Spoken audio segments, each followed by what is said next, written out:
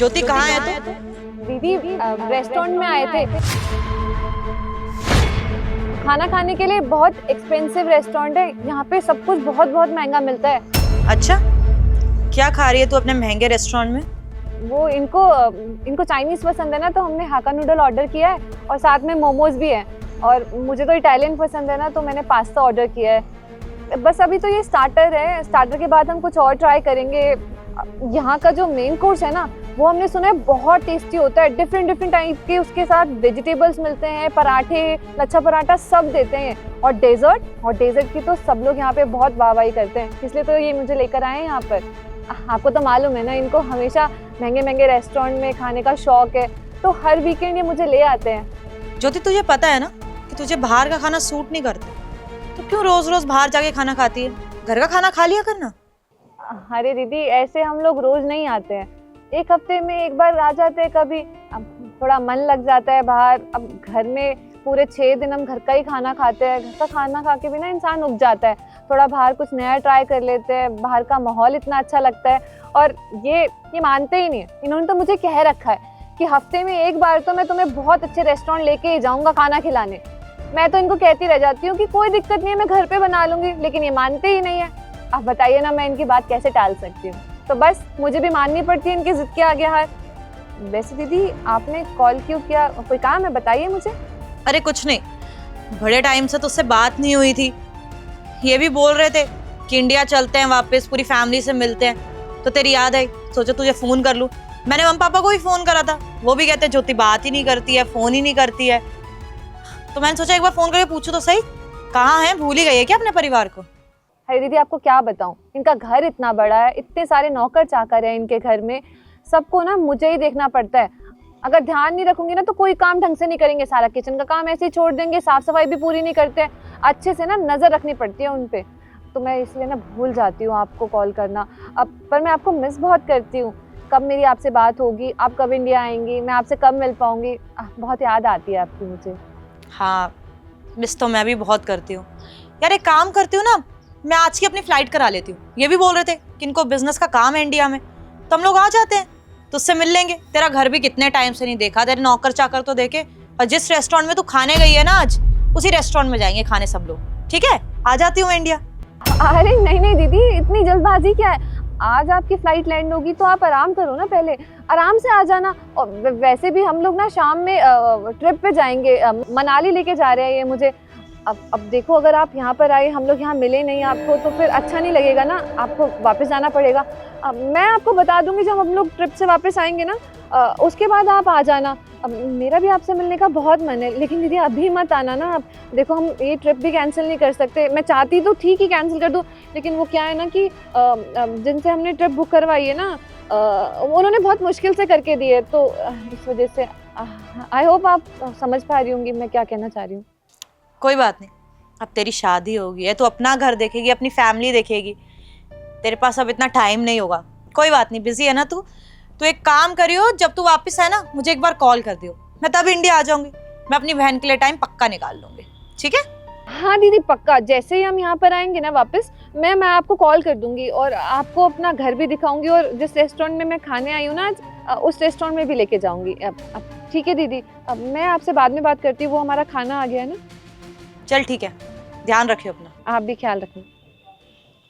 ज्योति, क्या था ये सब? तुम्हें अपनी बहन से झूठ बोलने की क्या जरूरत थी? बता देती ना उन्हें। मैं कैसे गरीबी में रखता हूँ तुम्हें, तो वक्त का खाना भी ठीक से नहीं खिला पाता हूँ। और देखो कैसे टूटा फूटा घर है मेरा। तुम अपने माँ बाप के यहाँ कितने शौक मौज की जिंदगी जिया करती थी, और मेरे साथ ऐसे गरीबी में रह रही हो तुम। मुझसे ना ये सब देखा नहीं जाता है, और मुझे तो ऐसा लगता है कि ये सब ना दोबारा ठीक नहीं हो पाएगा कभी। अरे आप क्यों बुरा मान रहे? हालात है ना हमारे ऐसे। देखो, हालात ना कभी भी बदल सकते हैं, कुछ टाइम की बात है। आपका कारोबार डूब गया तो क्या हो गया, आप मेहनत कर रहे हो ना, एक ना एक दिन सब कुछ वापस से ठीक हो जाएगा।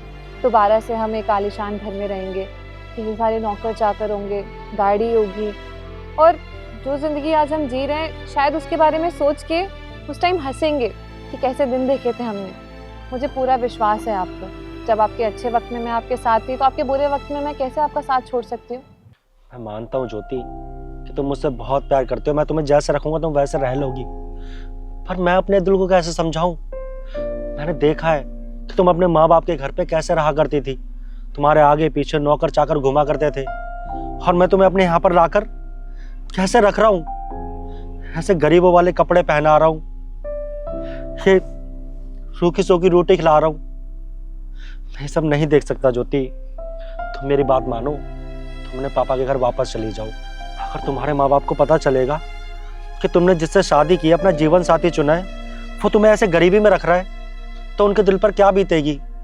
मैं नहीं चाहता कि उन्हें ये सब पता चले, इसलिए मेरी बात मान लो, तुम अपने घर वापस चली जाओ, उसी जिंदगी में वापस, और अपनी उस जिंदगी में वापस लौट जाओ जैसे तुम पहले रहा करती थी, बिल्कुल वैसे ही रहना। कैसी बात कर रहे हैं आप? आपको मैंने चुना था ना अपने लिए, मुझे मालूम है जिसको मैंने अपना जीवन साथी के रूप में चुना था वो कभी भी इतनी जल्दी हाथ नहीं मानेगा। और मेरी पसंद पे ना पूरे घर वालों को गर्व था, उनको लगता है कि जिसे मैंने चुना है वो बहुत अच्छा इंसान है, और सच में आप बहुत अच्छे इंसान हो।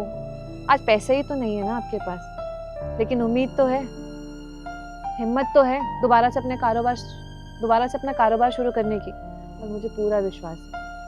और ये क्या कह रहे हैं आप कि मैं अपने घर वालों के पास वापस चले जाऊं? क्यों? जब शादी करके आई थी तभी डिसाइड कर लिया था आपके साथ ही रहूंगी, चाहे कैसे भी सिचुएशन क्यों ना हो। आपके बुरे वक्त में मैं अपने घर वालों के पास चले जाऊं, और जब आपका वक्त अच्छा हो जाए तब वापस आ जाऊं।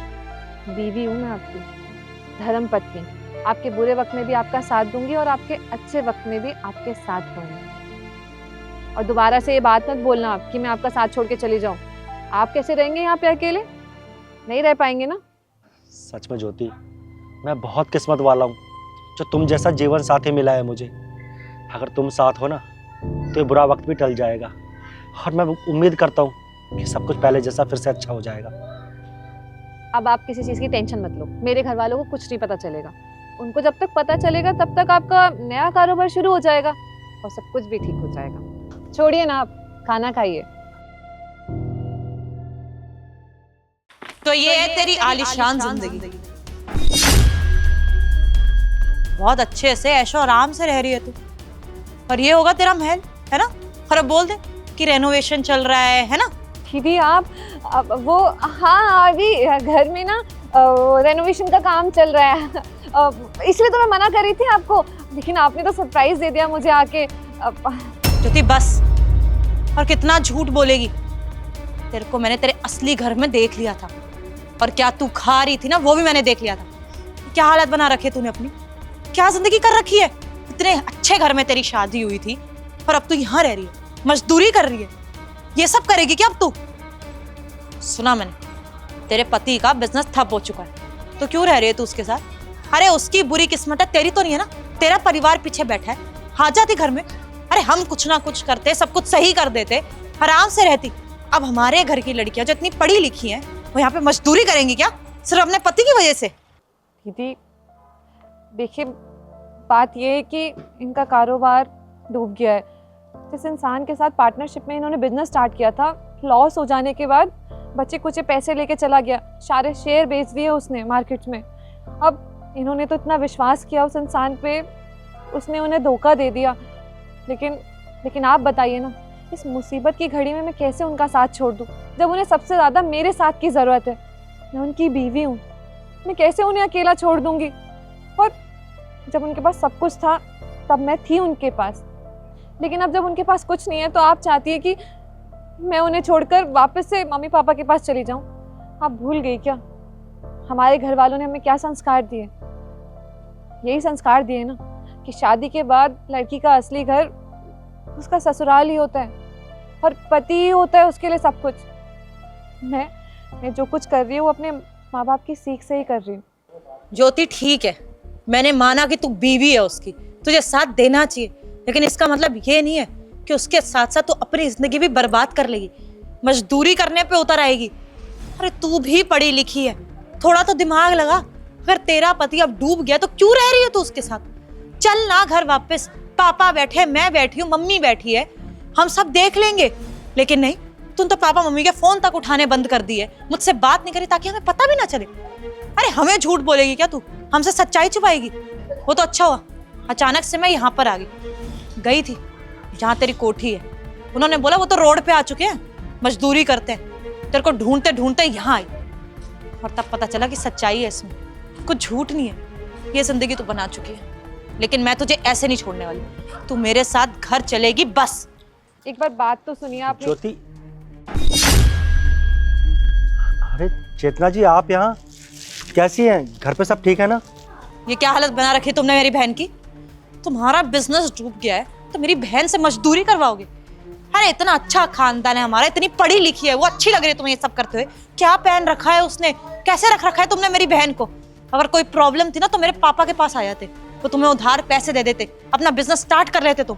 लेकिन नहीं, अपनी ईगो सेटिस्फाई करने के चक्कर में तुम मेरी बहन को इस हालत में रख रहे हो।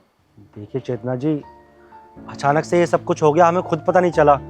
सारा काम ठप हो गया, मेरा बिजनेस लॉस में चला गया। पर आप जैसा समझने वैसा कुछ भी नहीं है। मैंने तो ज्योति से कहा था कि इस गरीबी में रहने की कोई ज़रूरत नहीं है, अपने माँ बाप के पास वापस चली जाए, लेकिन ये मेरी बात मानने को तैयार ही नहीं थी। ठीक है, अब मैं अपनी बहन को इस दलदल से लेके जाऊंगी। चल तू। नहीं दीदी, देखो मुझे माफ कर देना, आप बड़ी हो मुझसे, मैं आपकी बात नहीं मान रही हूँ, लेकिन दीदी ये हमारे संस्कार नहीं है। अगर मैं घर वापस चली जाऊंगी ना तो मम्मी पापा के दिए हुए संस्कार धरे के धरे रह जाएंगे।